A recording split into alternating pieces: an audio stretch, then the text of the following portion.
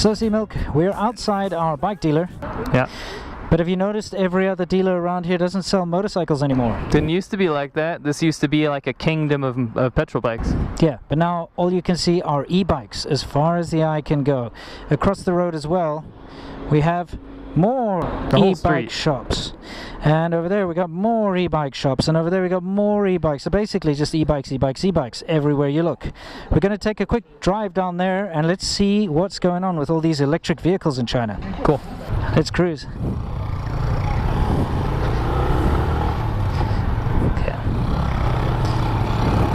So Winston, what's the word? Well, the word is that people here don't drive very well.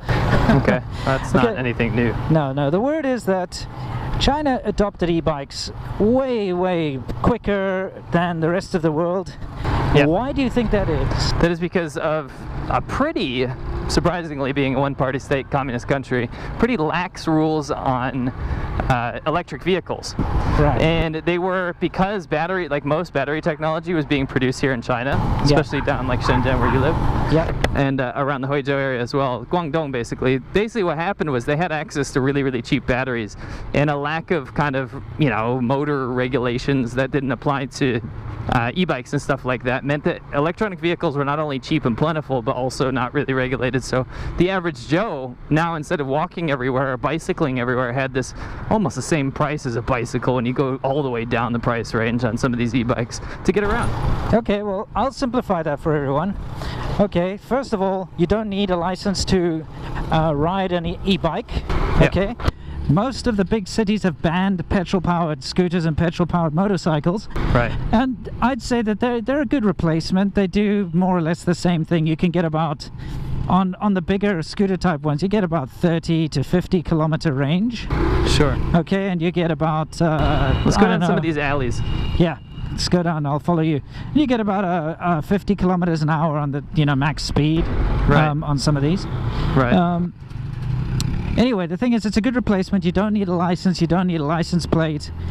And because they were not allowed to ride petrol scooters or motorcycles anymore, they quickly went to those. And add on top of that the fact that the controls as far as disposal of lead-acid batteries here in China, they don't really exist. They're supposed to, but basically, if you try to pull this off in the West, you wouldn't be able to.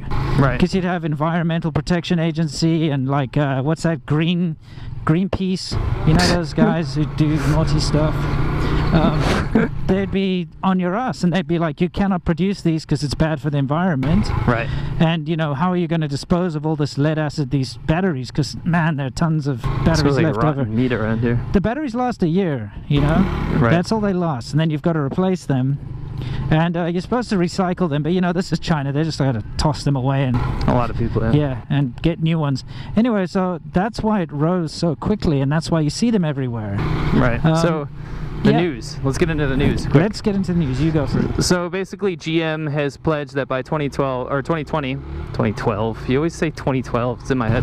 I know. GM has pledged to introduce 10 new electric vehicle models, and that's cars, right, into the Chinese market. And that is because the market's already ready for electric vehicles. Yeah. Whereas people in the West, we have Tesla and stuff like that, and obviously they're doing well. But don't you have the Leaf, the Nissan Leaf, Chevy Volt? Yeah, and the Chevy Volt. But by and large, most best-selling cars are still petrol-powered. Correct. Here in China, because they've already kind of had a taste of it, and the stations are available, and the ways to charge them, and the expectations for what electric vehicles do, and lack of regulation, GM kind of busted in here, and they were like, well, we want our GM factories in China to start making electric vehicles. Also because there's a government initiative by the CCP to actually push for electric vehicles as well.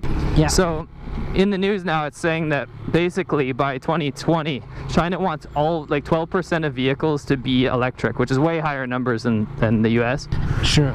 And so, these car companies are kind of rushing into China to make their electric cars, and we'll probably see a continuation of the electric vehicle boom here in China. Yeah, I don't know about the rest of the world, but I think maybe Shenzhen is the first place to roll out a fleet of electric taxis.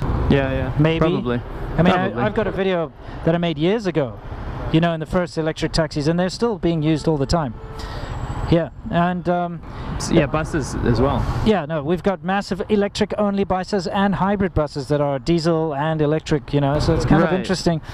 They're out there, and they don't mind to, like, kind of put almost like untested tech out there, right, into the public to test it. And you know what, there haven't actually been that many incidences. You know, there's that, obviously, that famous case where the taxi got hit by a boy racer in a car and you know, caught fire. That wasn't very good, obviously. Right. But they try to roll out the electric buses in Hong Kong and some electric taxis, and also they had some issues with fires and stuff, so they put a stop to it. But in China, a fire is not going to stop you. So, you know, if you have a massive failure and something goes wrong, they'll just be like, okay, well, how can we fix it and make it better? And then they'll just keep continuing. Whereas in a place like Hong Kong, they're like, it's a fire, it's a hazard. No way, you know, stop it right there. Right. Well, I mean, there have been massive issues here. Like, this is the old style e-bike, right? Those are actually now illegal in my city. So you have to have these pedal-powered ones, and that's because those batteries were like, there were basically huge pollutants, right? Yeah, I mean, and these smaller ones. Not that one though. That one's got lead acid in it. Right. What you need is you need a lithium-ion battery. Right, in Huizhou, and it has to go under 20 kilometers an hour to be legal now. So they are trying to bust out regulations on these electric, you know, bikes and stuff. But when I was in Shenzhen the other day, I saw this piece of shit. Yeah. It was a car. I guess you could call it a car. Yeah, I remember that. I was there with you. Yeah, it was tiny, and it was like a ride-sharing thing. Yeah. A little electric car, and I can't imagine that goes very fast. But yeah, like, I feel like I see electric vehicles, you know, in all walks of life here in China. Yeah, for sure. They're everywhere. Yep. And that's what's nice about China, is that you can roll something out and not have to worry about all the stringent regulations and safety codes and stuff, and that's why things get done here. It's also why you see the horrific crash tests and all these failures and stuff, but it is kind of cool that they can, like you said, roll out all these new products without too much overhead. Yeah, unfortunately it also impacts the environment. As you look around us right now, you'll see it's not exactly a blue sky day. No. But that's because, you know, things go unregulated now. I think these are changing, of course. Of course. You know, China is changing, but it's still in that period where you can get away with doing all sorts of nonsense. You know. So yeah, that's basically the be all and the end all, isn't it? Yeah, China is pushing, well, GM is pushing to get more electric cars in China because they can't do it in the US. Yeah, that's the reason I brought it up, was that a lot of these companies have the tech available to do it and are ready to go, but they can't get out in these other countries. So they're like, China's the perfect market for this, right? Especially with a rising middle class. So to pump out these affordable electric cars, China's a perfect market for them to do so. And I have to add on top of that, in Shenzhen, companies like Tesla are cleaning up. I see Teslas everywhere. Look, here's a Tesla right in front of us. Yeah, right in front of us. They're all over China, dude. Why is there no license plate? Because the guy is being a complete wanker and taking off his license plate so he doesn't get into any trouble. He's also probably connected. Anyway, the thing is, you can get like a special license plate if you have an electric car in Shenzhen. Yeah. It's green. It's free to charge as well. It looks kind of cool. So yeah, you get free charging, and I believe you also get free parking. Yeah. I'm not sure if that's everywhere, but in public areas, in certain areas you can park for free. And parking in Shenzhen is incredibly expensive, dude. Right. I pay over $100 a month to park my car in my own house. Right. You know?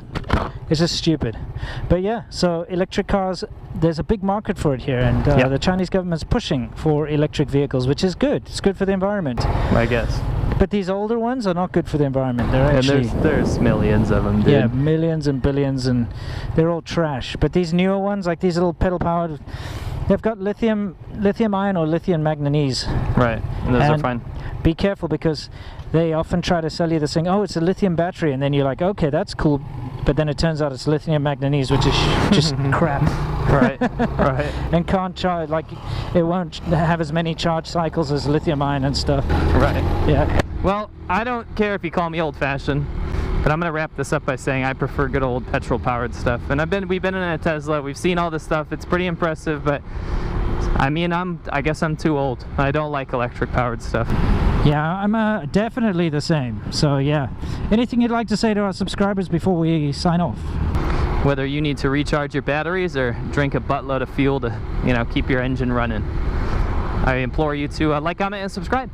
Yeah, and whether or not you like the roar of a V8 or the hairdryer sound that a little four-banger makes, or of course the silent whine of an electric motor, we love you all the same. So until next time, guys, as always, stay awesome. And if my mind's wide